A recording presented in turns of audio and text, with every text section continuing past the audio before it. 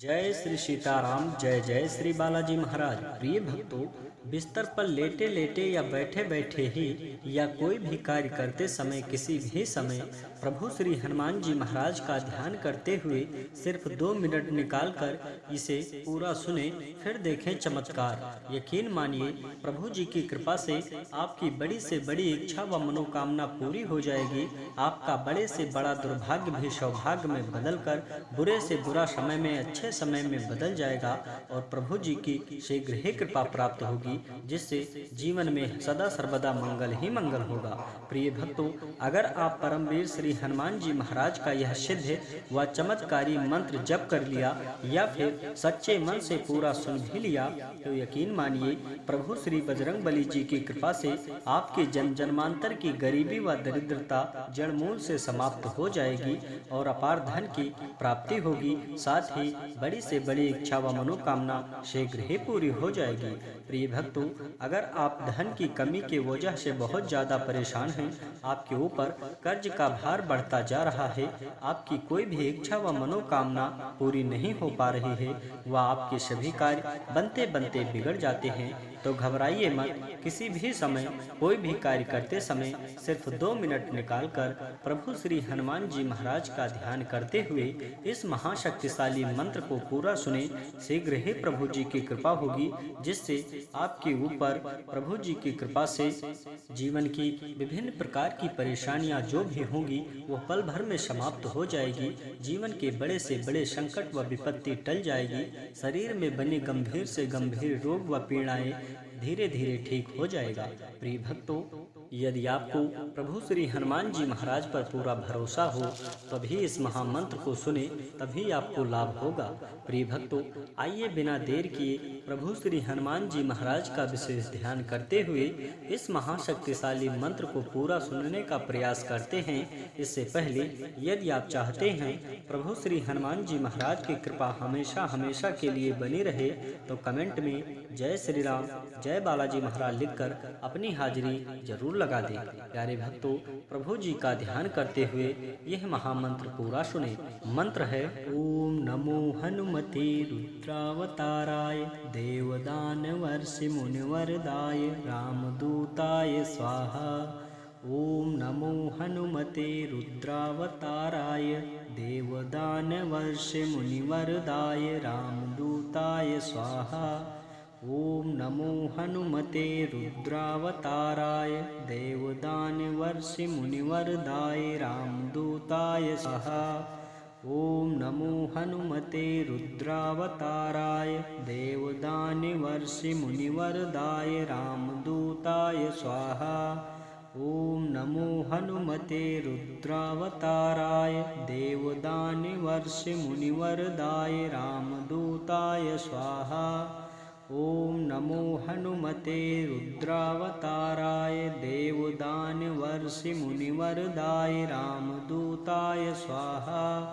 ओम नमो हनुमते रुद्रावताराय देवदानवर्षि मुनिवरदाय रामदूताय स्वाहा। ओम नमो हनुमते रुद्रावताराय देवदानवर्षि मुनिवरदाय रामदूताय स्वाहा। ओम नमो हनुमते रुद्रावताराय देवदानवर्षि मुनिवरदाय रामदूताय स्वाहा। ओम नमो हनुमते रुद्रावताराय देवदानवर्षि मुनिवरदाय रामदूताय स्वाहा। ओम नमो हनुमते रुद्रावताराय देवदानवर्षि मुनिवरदाय रामदूताय स्वाहा। ओम नमो हनुमते रुद्रावताराय देवदानवर्षि मुनिवरदाय रामदूताय स्वाहा। ओम नमो हनुमते रुद्रावताराय देवदानवर्षि मुनिवरदाय रामदूताय स्वाहा।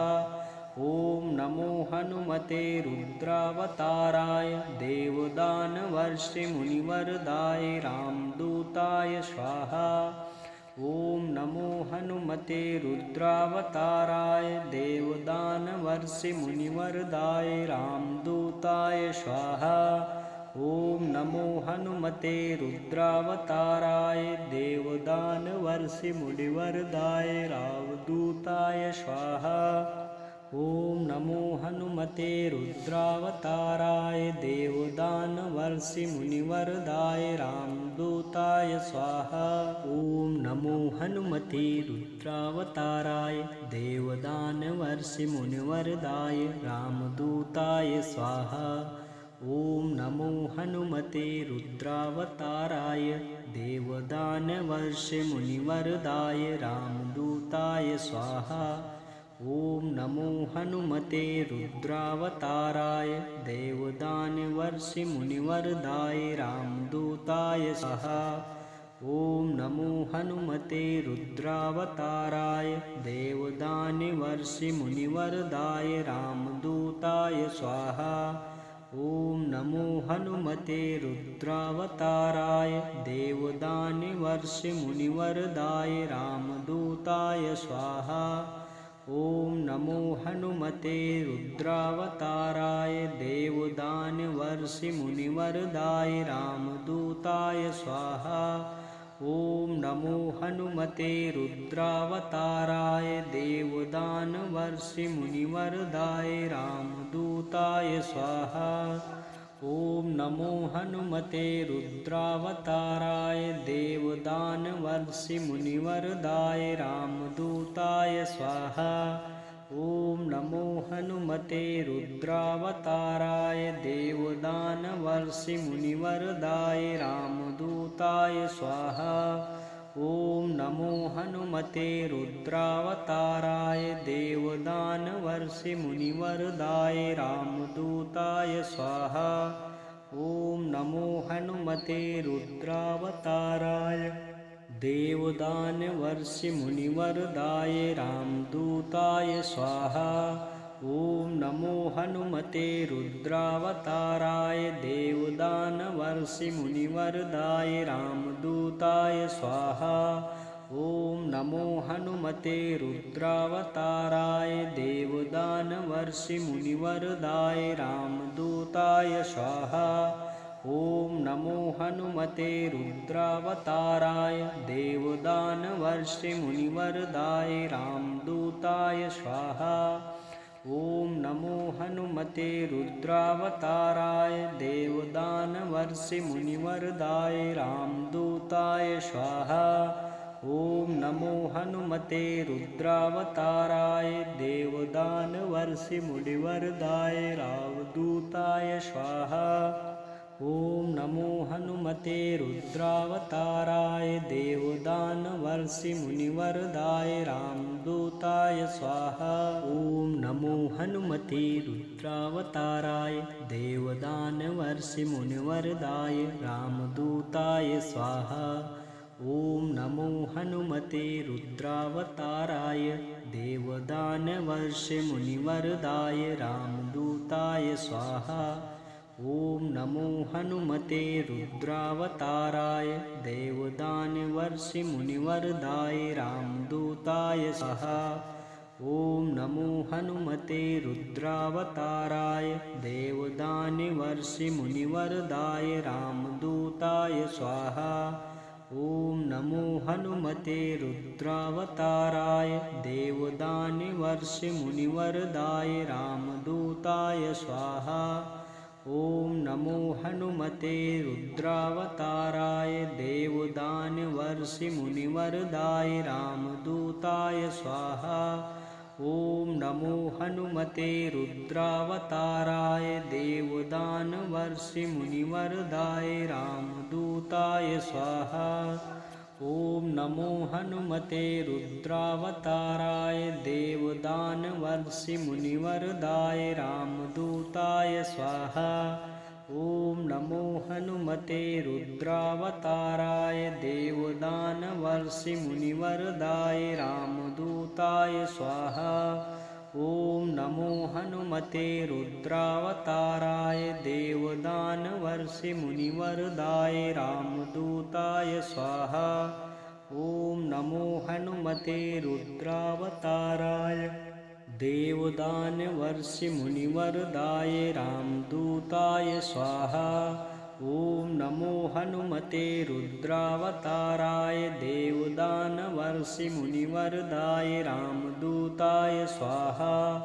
ॐ नमो हनुमते रुद्रावताराय देवदानवर्षिमुनिवरदाय रामदूताय स्वाहा। ॐ नमो हनुमते रुद्रावताराय देवदानवर्षिमुनिवरदाय रामदूताय स्वाहा।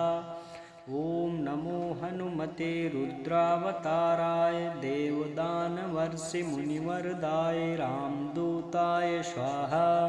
ॐ नमो हनुमते रुद्रावताराय देवदानवर्षिमुनिवरदाय रामदूताय स्वाहा।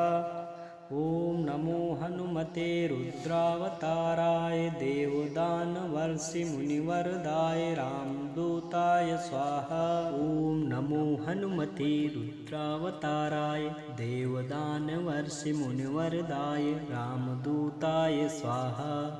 ॐ नमो हनुमते रुद्रावताराय देवदानवर्षिमुनिवरदाय रामदूताय स्वाहा। ॐ नमो हनुमते रुद्रावताराय देवदानवर्षिमुनिवरदाय रामदूताय स्वाहा।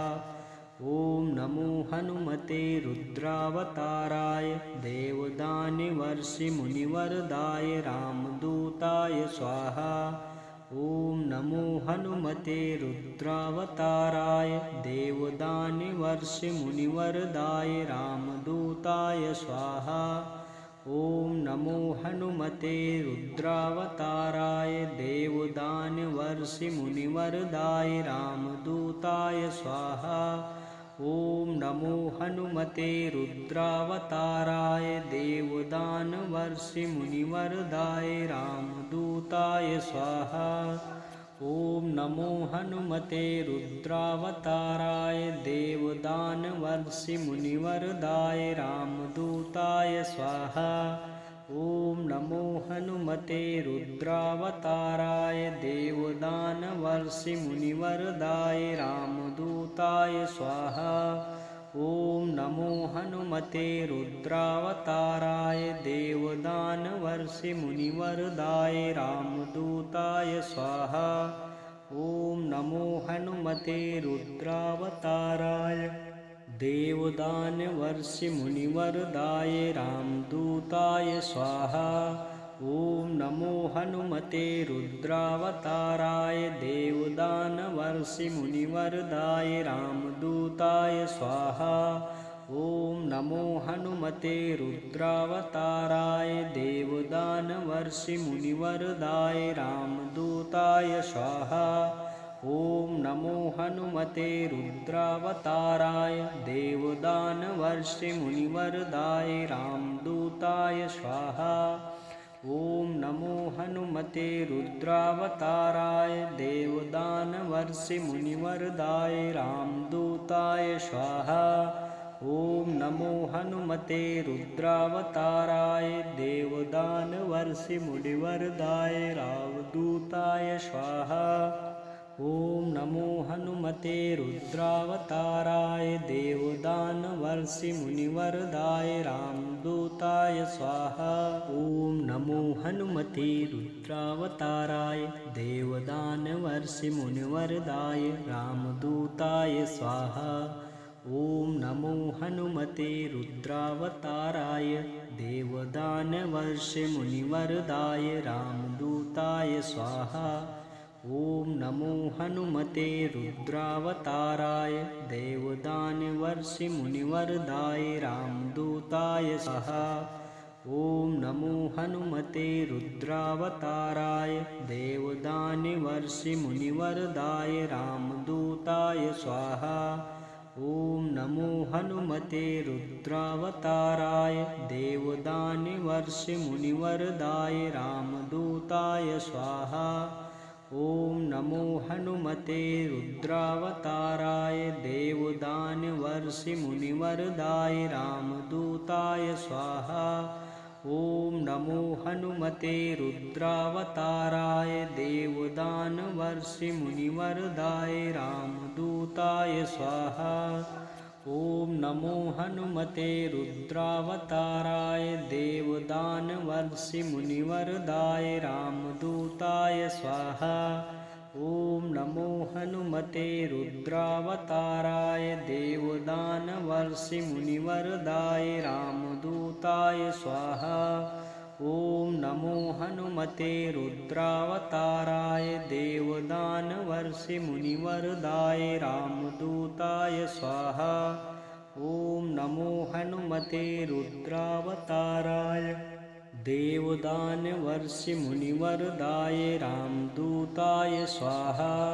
ॐ नमो हनुमते रुद्रावताराय देवदानवर्षिमुनिवरदाय रामदूताय स्वाहा। ॐ नमो हनुमते रुद्रावताराय देवदानवर्षिमुनिवरदाय रामदूताय स्वाहा। ॐ नमो हनुमते रुद्रावताराय देवदानवर्षिमुनिवरदाय रामदूताय स्वाहा। ॐ नमो हनुमते रुद्रावताराय देवदानवर्षिमुनिवरदाय रामदूताय स्वाहा। ॐ नमो हनुमते रुद्रावताराय देवदानवर्षिमुनिवरदाय रामदूताय स्वाहा। ॐ नमो हनुमते रुद्रावताराय देवदानवर्षिमुनिवरदाय रामदूताय स्वाहा। ॐ नमो हनुमते रुद्रावताराय देवदानवर्षिमुनिवरदाय रामदूताय स्वाहा। ॐ नमो हनुमते रुद्रावताराय देवदानवर्षिमुनिवरदाय रामदूताय स्वाहा। ॐ नमो हनुमते रुद्रावताराय देवदानवर्षिमुनिवरदाय रामदूताय स्वाहा। ॐ नमो हनुमते रुद्रावताराय देवदानवर्षिमुनिवरदाय रामदूताय स्वाहा। ॐ नमो हनुमते रुद्रावताराय देवदानवर्षिमुनिवरदाय रामदूताय स्वाहा।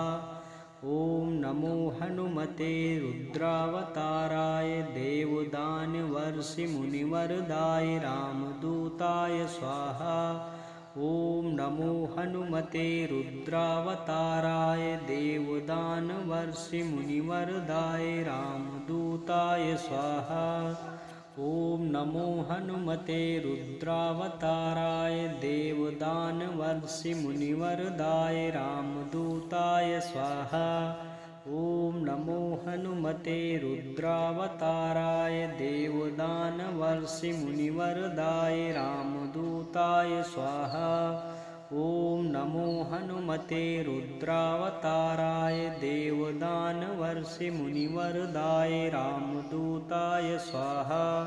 ॐ नमो हनुमते रुद्रावताराय देवदानवर्षिमुनिवरदाय रामदूताय स्वाहा।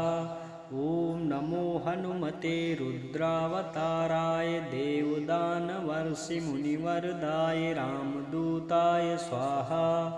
ॐ नमो हनुमते रुद्रावताराय देवदानवर्षिमुनिवरदाय रामदूताय स्वाहा।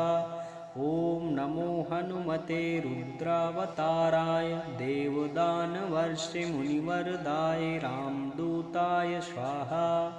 ॐ नमो हनुमते रुद्रावताराय देवदानवर्षिमुनिवरदाय रामदूताय स्वाहा।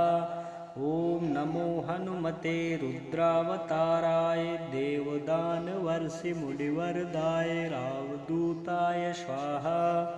ॐ नमो हनुमते रुद्रावताराय देवदानवर्षिमुनिवरदाय रामदूताय स्वाहा।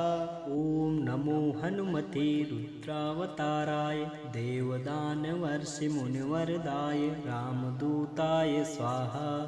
ॐ नमो हनुमते रुद्रावताराय देवदानवर्षिमुनिवरदाय रामदूताय स्वाहा। ॐ नमो हनुमते रुद्रावताराय देवदानवर्षिमुनिवरदाय रामदूताय स्वाहा। ॐ नमो हनुमते रुद्रावताराय देवदानवर्षिमुनिवरदाय रामदूताय स्वाहा। ॐ नमो हनुमते रुद्रावताराय देवदानवर्षिमुनिवरदाय रामदूताय स्वाहा। ॐ नमो हनुमते रुद्रावताराय देवदानवर्षिमुनिवरदाय रामदूताय स्वाहा। ॐ नमो हनुमते रुद्रावताराय देवदानवर्षिमुनिवरदाय रामदूताय स्वाहा। ॐ नमो हनुमते रुद्रावताराय देवदानवर्षिमुनिवरदाय रामदूताय स्वाहा। ॐ नमो हनुमते रुद्रावताराय देवदानवर्षिमुनिवरदाय रामदूताय स्वाहा। ॐ नमो हनुमते रुद्रावताराय देवदानवर्षिमुनिवरदाय रामदूताय स्वाहा। ॐ नमो हनुमते रुद्रावताराय देवदानवर्षिमुनिवरदाय रामदूताय स्वाहा। ॐ नमो हनुमते रुद्रावताराय देवदानवर्षिमुनिवरदाय रामदूताय स्वाहा। ॐ नमो हनुमते रुद्रावताराय देवदानवर्षिमुनिवरदाय रामदूताय स्वाहा। ॐ नमो हनुमते रुद्रावताराय देवदानवर्षिमुनिवरदाय रामदूताय स्वाहा। ॐ नमो हनुमते रुद्रावताराय देवदानवर्षिमुनिवरदाय रामदूताय स्वाहा। ॐ नमो हनुमते रुद्रावताराय देवदानवर्षिमुनिवरदाय रामदूताय स्वाहा। ॐ नमो हनुमते रुद्रावताराय देवदानवर्षिमुनिवरदाय रामदूताय स्वाहा। ॐ नमो हनुमते रुद्रावताराय देवदानवर्षिमुनिवरदाय रामदूताय स्वाहा। ॐ नमो हनुमते रुद्रावताराय देवदानवर्षिमुनिवरदाय रामदूताय स्वाहा। ॐ नमो हनुमते रुद्रावताराय देवदानवर्षिमुनिवरदाय रामदूताय स्वाहा। ॐ नमो हनुमते रुद्रावताराय देवदानवर्षिमुनिवरदाय रामदूताय स्वाहा। ॐ नमो हनुमते रुद्रावताराय देवदानवर्षिमुनिवरदाय रामदूताय स्वाहा। ॐ नमो हनुमते रुद्रावताराय देवदानवर्षिमुनिवरदाय रामदूताय स्वाहा। ॐ नमो हनुमते रुद्रावताराय देवदानवर्षिमुनिवरदाय रामदूताय स्वाहा। ॐ नमो हनुमते रुद्रावताराय देवदानवर्षिमुनिवरदाय रामदूताय स्वाहा। ॐ नमो हनुमते रुद्रावताराय देवदानवर्षिमुनिवरदाय रामदूताय स्वाहा। ॐ नमो हनुमते रुद्रावताराय देवदानवर्षिमुनिवरदाय रामदूताय स्वाहा। ॐ नमो हनुमते रुद्रावताराय देवदानवर्षिमुनिवरदाय रामदूताय स्वाहा। ॐ नमो हनुमते रुद्रावताराय देवदानवर्षिमुनिवरदाय रामदूताय स्वाहा। ॐ नमो हनुमते रुद्रावताराय देवदानवर्षिमुनिवरदाय रामदूताय स्वाहा। ॐ नमो हनुमते रुद्रावताराय देवदानवर्षिमुनिवरदाय रामदूताय स्वाहा। ॐ नमो हनुमते रुद्रावताराय देवदानवर्षिमुनिवरदाय रामदूताय स्वाहा। ॐ नमो हनुमते रुद्रावताराय देवदानवर्षिमुनिवरदाय रावदूताय स्वाहा। ॐ नमो हनुमते रुद्रावताराय देवदानवर्षिमुनिवरदाय रामदूताय स्वाहा। ॐ नमो हनुमते रुद्रावताराय देवदानवर्षिमुनिवरदाय रामदूताय स्वाहा। ॐ नमो हनुमते रुद्रावताराय देवदानवर्षिमुनिवरदाय रामदूताय स्वाहा। ॐ नमो हनुमते रुद्रावताराय देवदानवर्षिमुनिवरदाय रामदूताय स्वाहा। ॐ नमो हनुमते रुद्रावताराय देवदानवर्षिमुनिवरदाय रामदूताय स्वाहा। ॐ नमो हनुमते रुद्रावताराय देवदानवर्षिमुनिवरदाय रामदूताय स्वाहा। ॐ नमो हनुमते रुद्रावताराय देवदानवर्षिमुनिवरदाय रामदूताय स्वाहा।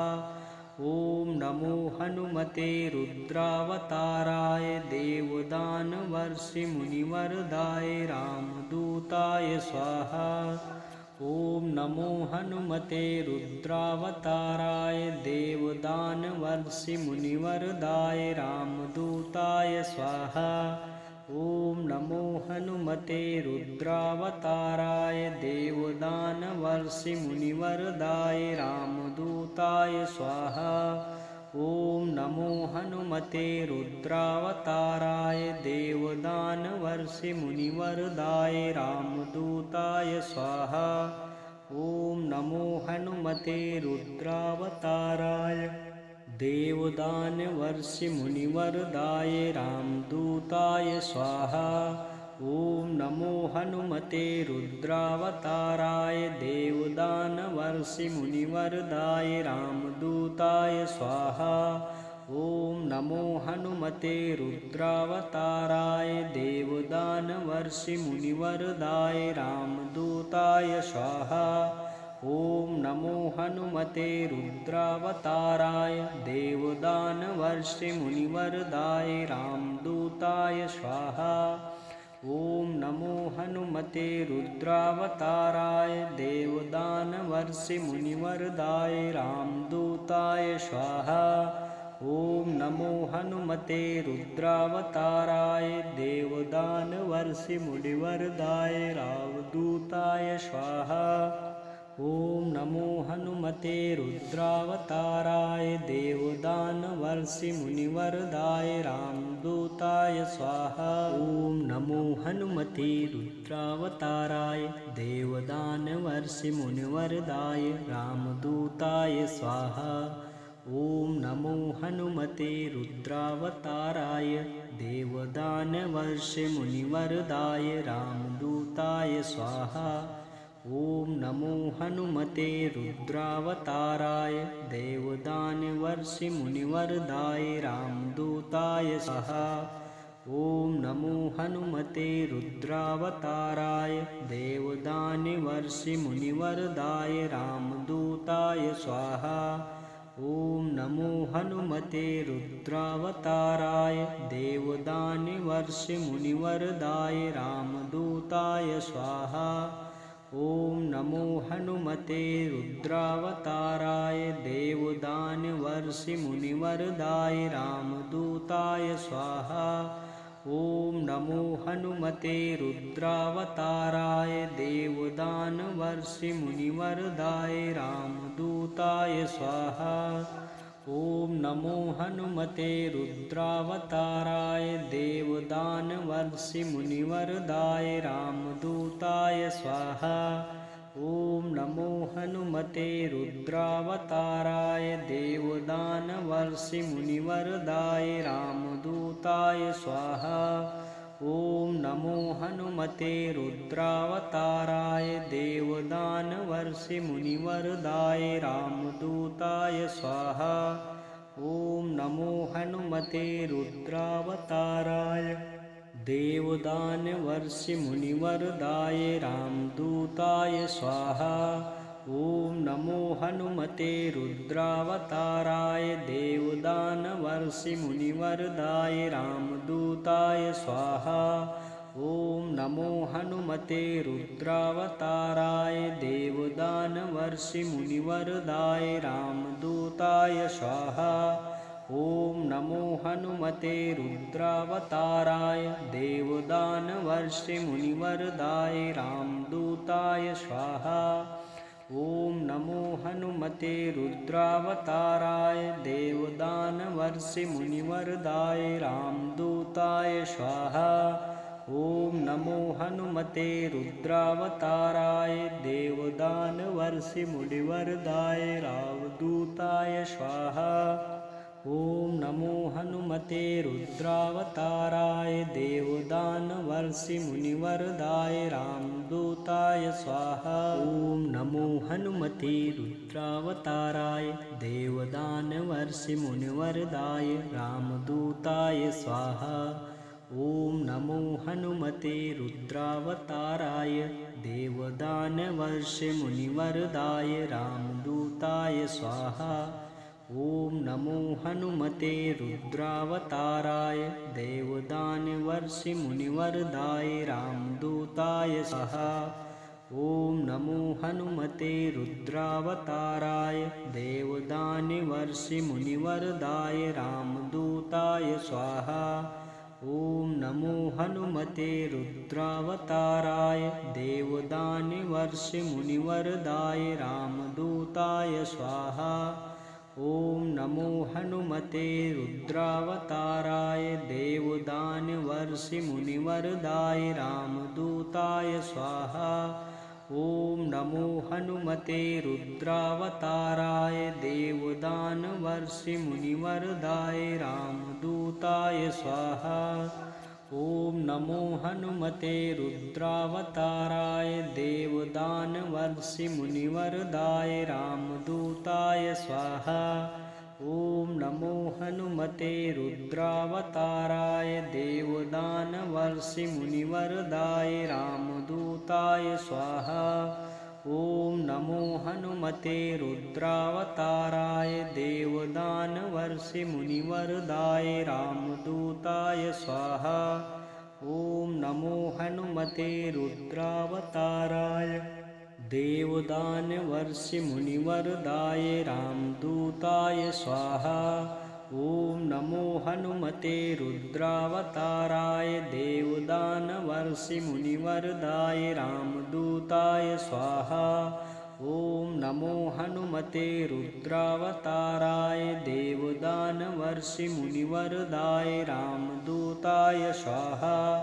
ॐ नमो हनुमते रुद्रावताराय देवदानवर्षिमुनिवरदाय रामदूताय स्वाहा। ॐ नमो हनुमते रुद्रावताराय देवदानवर्षिमुनिवरदाय रामदूताय स्वाहा।